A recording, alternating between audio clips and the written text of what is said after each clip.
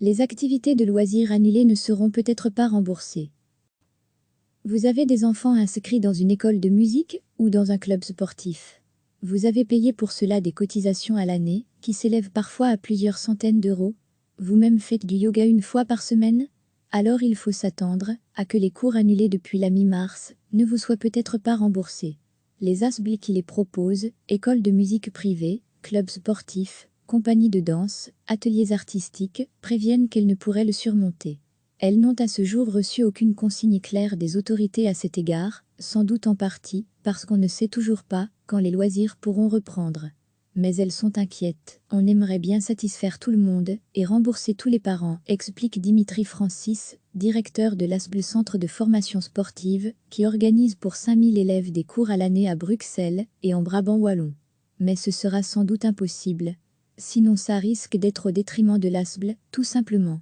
Parce qu'à côté des salaires gelés avec le chômage temporaire, la plupart du temps, restent d'inévitables frais fixes. On a un bureau, un secrétariat et des assurances à payer. Elles nous proposent généralement un report des factures, mais pas une suspension. Donc oui, très clairement, c'est compliqué. Même son de cloche du côté du Tachot Compagnie, une école de comédie musicale, qui existe depuis 26 ans à Queckelberg. Il y a le loyer du bâtiment, les frais d'assurance, la SABAM, précise la directrice Joëlle Riban, elle-même au chômage technique.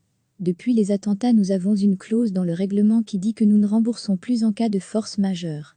Mais comme nous ne voulons pas en rester là, par correction vis-à-vis des élèves, tous les 2 à 3 jours, je mets des petites capsules vidéo dans un groupe WhatsApp, avec des exercices de claquettes. Nous avons aussi prévu des cours de rattrapage et d'entretien, on espère que ça pourra se faire cet été. Un cas n'est cependant pas l'autre, et certaines associations ont des frais fixes nettement moindres.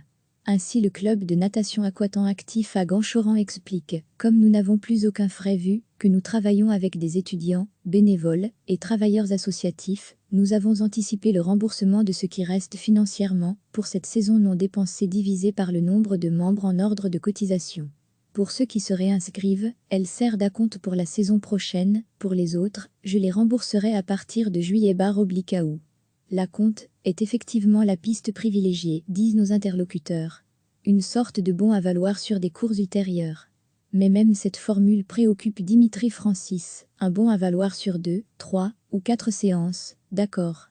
Mais des bons à valoir sur 3 mois de cotisation, c'est au final 3 mois pour l'année prochaine qui ne rentreraient pas, donc honnêtement à ce stade, je ne sais même pas si c'est réalisable. Si ces loisirs ne reprennent pas avant l'été, un tiers des activités de l'année seront passées à la trappe. Les organisateurs communaux ou d'autres organismes publics, et ceux soutenus par des fédérations, auront plus facilement la possibilité de dédommager les familles. Pour les petites associations privées, ce sera sans doute plus compliqué. Recevez chaque matin l'essentiel de l'actualité. Vous avez des enfants inscrits dans une école de musique ou dans un club sportif. Vous avez payé pour cela des cotisations à l'année, qui s'élèvent parfois à plusieurs centaines d'euros. Vous-même faites du yoga une fois par semaine? Alors il faut s'attendre à que les cours annulés depuis la mi-mars ne vous soient peut-être pas remboursés. Les ASBL qui les proposent, écoles de musique privées, clubs sportifs, compagnies de danse, ateliers artistiques, préviennent qu'elles ne pourraient le surmonter. Elles n'ont à ce jour reçu aucune consigne claire des autorités à cet égard, sans doute en partie parce qu'on ne sait toujours pas quand les loisirs pourront reprendre. Mais elles sont inquiètes. On aimerait bien satisfaire tout le monde et rembourser tous les parents, explique Dimitri Francis, directeur de l'ASBL Centre de formation sportive, qui organise pour 5000 élèves des cours à l'année à Bruxelles et en Brabant wallon. Mais ce sera sans doute impossible. Sinon ça risque d'être au détriment de l'ASBL, tout simplement. Parce qu'à côté des salaires gelés avec le chômage temporaire, la plupart du temps, restent d'inévitables frais fixes. On a un bureau, un secrétariat et des assurances à payer. Elles nous proposent généralement un report des factures, mais pas une suspension. Donc oui, très clairement, c'est compliqué. Même son de cloche du côté du Tachot Compagnie, une école de comédie musicale, qui existe depuis 26 ans à Queckelberg. Il y a le loyer du bâtiment, les frais d'assurance, la SABAM, précise la directrice Joëlle Riban, elle-même au chômage technique. Depuis les attentats, nous avons une clause dans le règlement qui dit que nous ne remboursons plus en cas de force majeure.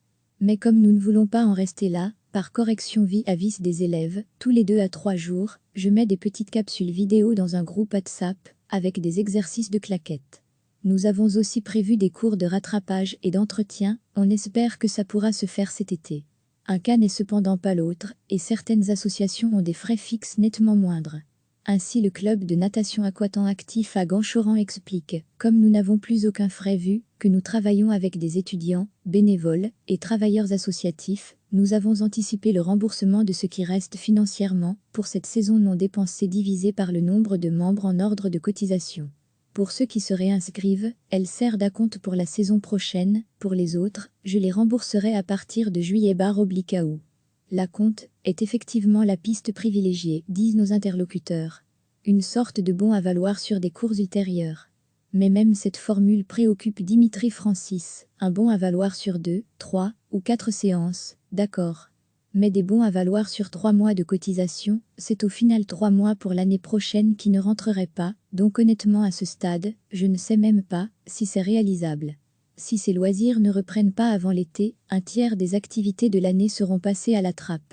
Les organisateurs communaux ou d'autres organismes publics, et ceux soutenus par des fédérations, auront plus facilement la possibilité de dédommager les familles. Pour les petites associations privées, ce sera sans doute plus compliqué. Cliquez sur s'abonner pour recevoir les dernières nouvelles.